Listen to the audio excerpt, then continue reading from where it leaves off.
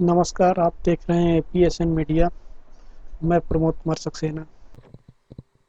पश्चिम बंगाल में भारतीय जनता पार्टी इस बार पूरा जोर लगा दी, परंतु तृणमूल कांग्रेस को नहीं हरा पाई। भाजपा बंगाल में बदलाव का नारा देके चुनाव लड़ रही थी, वहीं तृणमूल बेहतर बंगाल का नारा बुलंद कर चुनाव में उतरी थी। अब जबकि पश्चिम बंगाल में विधानसभा का गठन हो चुका है और 200 से अधिक सीटें जीतकर तृणमूल कांग्रेस तीसरी बार सत्ता हासिल करने में कामयाब हुई है और भाजपा की सीटें 3 से बढ़कर 77 हो गई हैं, तो सवाल है कि क्या विधानसभा की सामाजिक संरचना में कोई बदलाव आया है या उसमें ऐसी कोई बेहतरी दिखी है जिससे माना जा सके कि पिछड़ों, बहुजनों, दलितों, आदिवासियों और अल्पसंख्यकों की राजनीतिक हिस्सेदारी बढ़ाने के जो जुमले उछाले जाते हैं उसमें कोई यथार्थ है। ध्यान तब है कि पश्चिम बंगाल में एक बार फिर ममता बनर्जी सरकार बनाने में सफल हुई है, जिसकी सामाजिक पृष्ठभूमि सवर्ण है। वहीं असम में भाजपा ने इस बार अनुसूचित जनजाति से आने वाले सर्बानंद सोनोवाल के बदले सवर्ण समुदाय के हेमंत बिस्वा शर्मा को सीएम बनाया है। अगर पश्चिम बंगाल विधानसभा में विभिन्न समुदायों के राजनीतिक प्रतिनिधित्व का जायजा लें तो हम पाते हैं कि तमाम प्रगतिशील नारों और वादों के बावजूद पिछड़ों, बहुजनों, आदिवासियों और अल्पसंख्यकों के हिस्से एक बार फिर निराशा ही हाथ लगी है। संख्या बल में कम होने के बावजूद भी राज्य की राजनीति में अभी सवर्ण हिंदुओं का ही कब्जा है। मुस्लिमों का अब सिर्फ एक पार्टी का सहारा रह गया है। पिछड़ों का बुरा हाल है। दलितों ने अपनी गोलबंदी के जरिए भागीदारी बढ़ाई है, लेकिन आदिवासी हाशिए पर खिसकते जा रहे हैं। वहीं पूर्वोत्तर राज्यों के राज्य असम में ओबीसी की स्थिति पश्चिम बंगाल से थोड़ी सुधरी हुई दिखती है, लेकिन यहाँ की विधानसभा में भी सवर्ण हिंदू काबिज है। नागरिकता संशोधन अधिनियम सीएए और राष्ट्रीय नागरिकता पंजीकरण एनआरसी की वजह से मुस्लिम वोटरों को गोलबंदी में तेजी आई है और उन्होंने अपनी स्थिति बेहतर की है। लेकिन महिला प्रतिनिधित्व का बुरा हाल है। राज्य में धन कुबेर नेताओं की पैठ बढ़ती जा रही है और धर्मनिरपेक्ष राजनीति की जड़ें कमजोर होती जा रही हैं।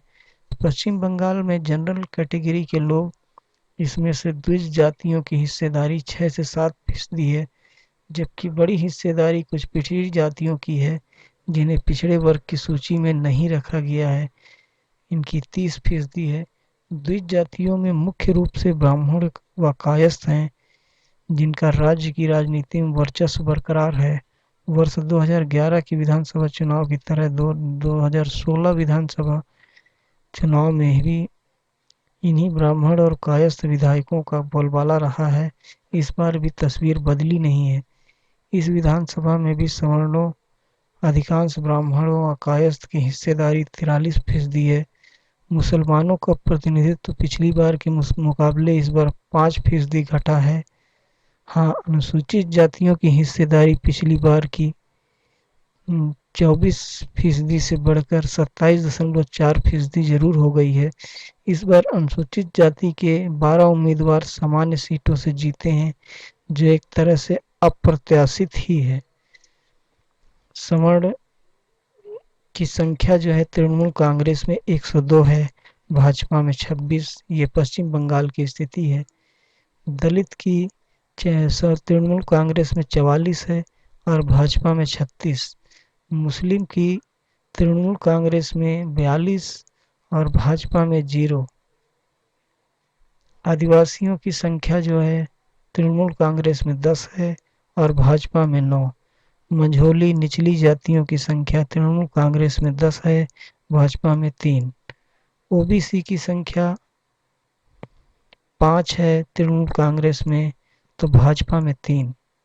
इस बार तृणमूल कांग्रेस ने 213 सीटें जीती। इनमें से 47% यानी 102 उम्मीदवार सवर्ण जातियों के हैं। भारतीय जनता पार्टी के 77 उम्मीदवार जीते।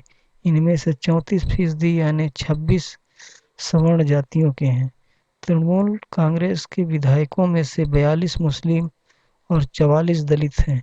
भाजपा के 77 विधायकों में से 36 दलित हैं।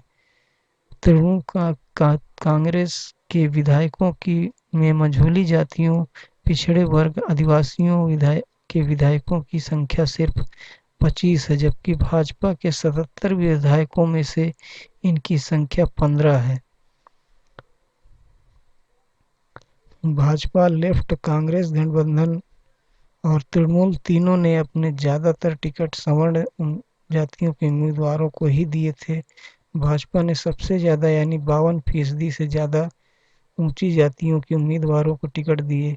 वहीं कांग्रेस समेत वामपंथी गठबंधन ने मुस्लिम उम्मीदवारों को तृणमूल की तुलना में ज्यादा टिकट दिए।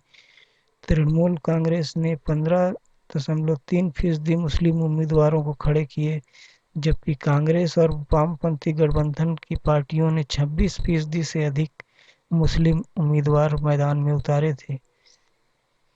क्या असम में भाजपा के उभार से वहां की राजनीति की सामाजिक प्रोफाइल में कोई बदलाव आया है? आंकड़ों को देखने से तो यही लगता है कि भाजपा के आने वाले सवर्ण हिंदू गोलबंदी ज़्यादा तेज हुई है, लेकिन हकीकत यह है कि यहाँ राजनीति में सवर्णों का वर्चस्व पहले से बना हुआ है। राज्य में सवर्ण हिंदू विधायकों की संख्या बढ़ती जा रही है। 2011 में सवर्ण विधायक 24 थे, वर्ष 2016 में 32.5% हो गए। हालांकि 2021 में इसमें थोड़ी सी गिरावट आई है कि यह 31% हो गई है।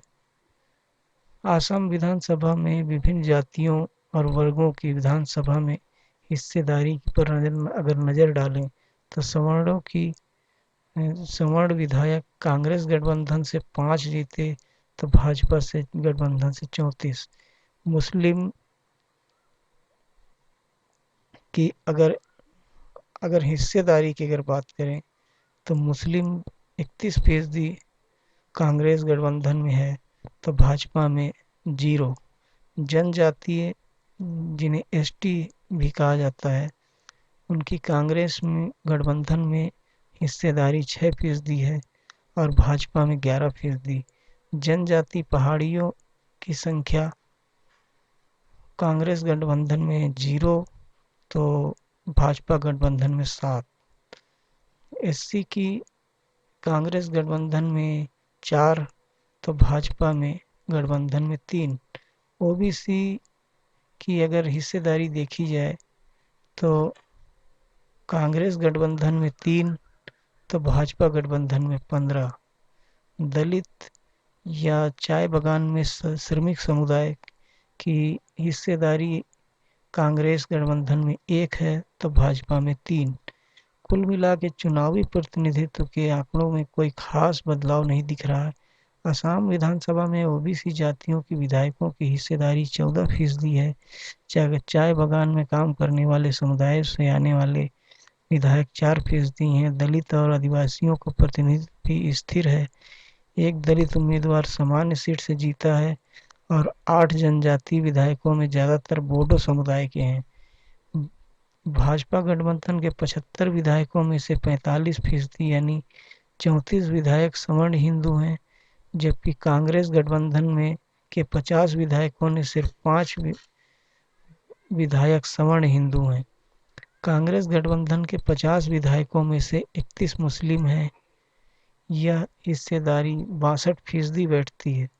भाजपा गठबंधन के 20 ओबीसी उम्मीदवारों में से 15 ने जीत हासिल की। वहीं कांग्रेस गठबंधन के ओबीसी उम्मीदवारों ने अच्छा प्रदर्शन नहीं किया। भाजपा के 93 उम्मीदवारों में से 44 यानी 43% सवर्ण हिंदू थे। कांग्रेस के 96 उम्मीदवारों में से 32 सवर्ण हिंदू थे। भाजपा ने यहां 8 मुस्लिम उम्मीदवार ज्यादातर लोअर असम में खड़े किए थे और कांग्रेस ने 19 बसरुद्दीन अजमल की पार्टी एआईयूडीएफ ने 20 उम्मीदवारों में से 18 उम्मीदवार मुस्लिम थे।